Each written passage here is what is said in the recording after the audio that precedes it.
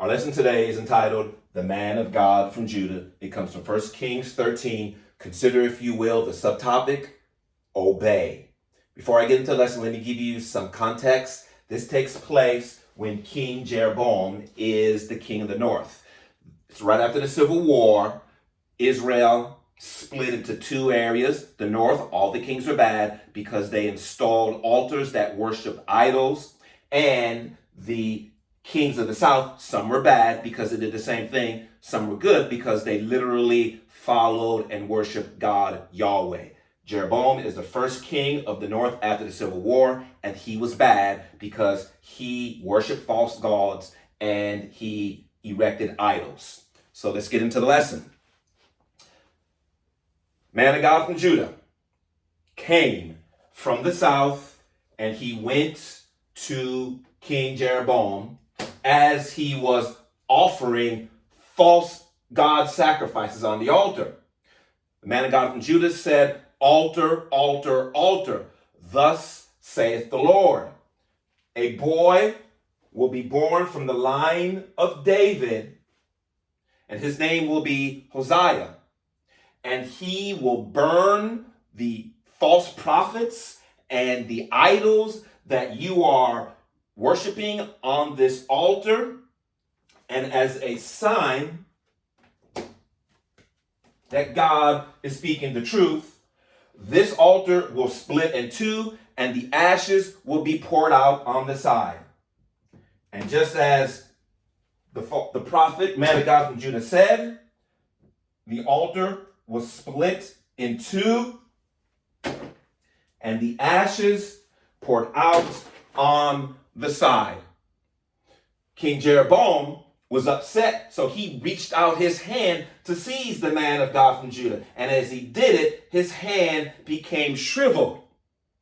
Being afraid, Jeroboam implored the man of Judah, "Please heal my hand, intercede on my behalf." So the man of God from Judah did just that. He prayed, and the king's hand was restored to normal. The king then said, "Man of God from Judah, please stay with me and have dinner, and I will give you a gift." But this is important. The man of God from Judah said, "God directly told me, go tell you that you're not doing right. Do not accept any gifts. Do not eat any bread or drink any water. And when I return a different way." And so that is what the man of God from Judah did. He returned a different way. As that was happening, an old false prophet heard from his sons what happened with the man of God from Judah and King Jeroboam. And so he went and met or found the man of God from Judah resting under a tree and said, "Man of God from Judah, come back with me and have dinner and drink."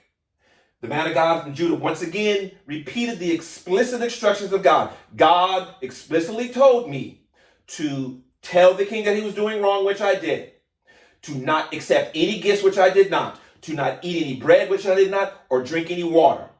But then the false prophet said, "I too am a prophet, and God told me to tell you to come back and have dinner with me." In parentheses, the Bible says the prophet was lying. But for whatever reason, the man of God from Judah listened to the prophet. He went back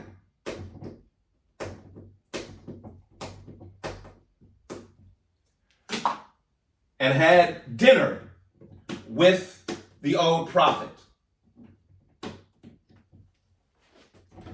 As they were eating, God did come to the old false prophet and say, "You tell the man of God of Judah that he disobeyed, and as a result, he will die, and he will not be buried in the tombs of his forefathers." And so this is what the prophet said. He said, God said, because you disobeyed, you're going to die.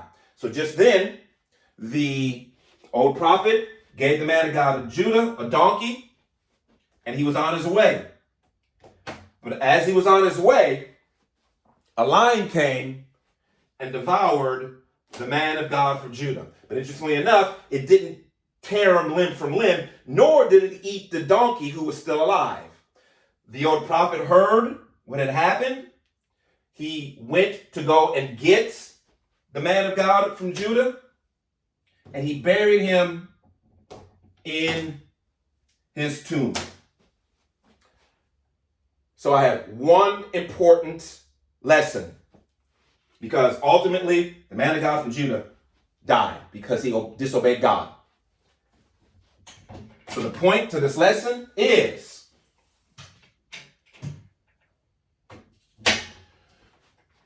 when God tells you to do something, obey. Recapping, the man of God from Judah had explicit instructions, and he knew it. He told the king that he was doing wrong. The king said, stay with me to eat, and I will give you a gift. And the man of God from Judah said, I will not. God said to tell you that you weren't doing right, to not eat with you or drink with you, and return a different way, which he did. But then as he was resting under the tree, the old false prophet came and said, hey, come and eat with me. And once again, the man of God from Judah explicitly said, no, God told me to not eat or drink and return a different way. But then the old prophet lied and said, well, God told me to tell you to come with me. And he listened. And as a result, the man of God of Judah died.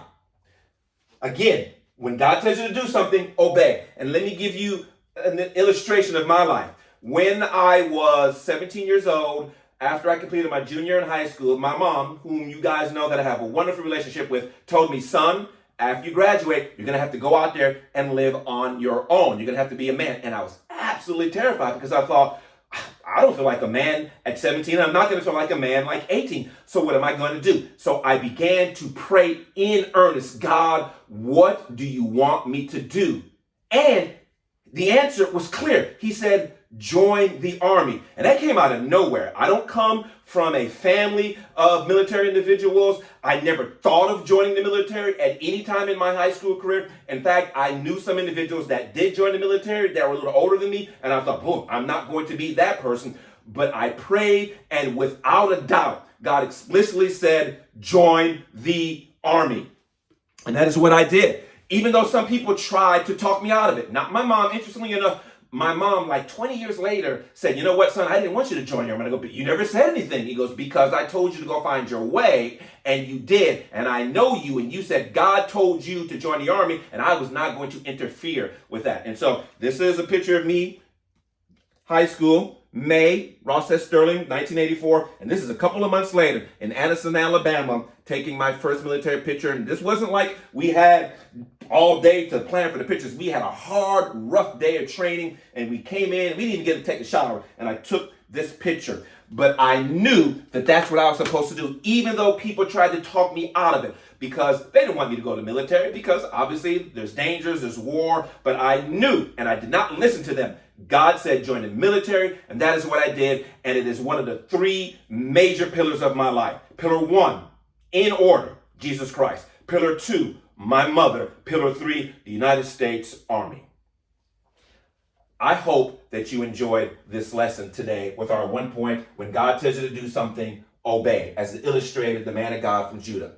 I would like for you to subscribe, but more importantly, please share this message with others, because I do believe that it is my gift to spread my teachings based on the Bible, and you can help me by sharing. If you feel so led to subscribe, I would be honored. Like and hit that bell notification, because it is my hope to send a video out at least once every 3 to 4 weeks. Thank you very much for your time.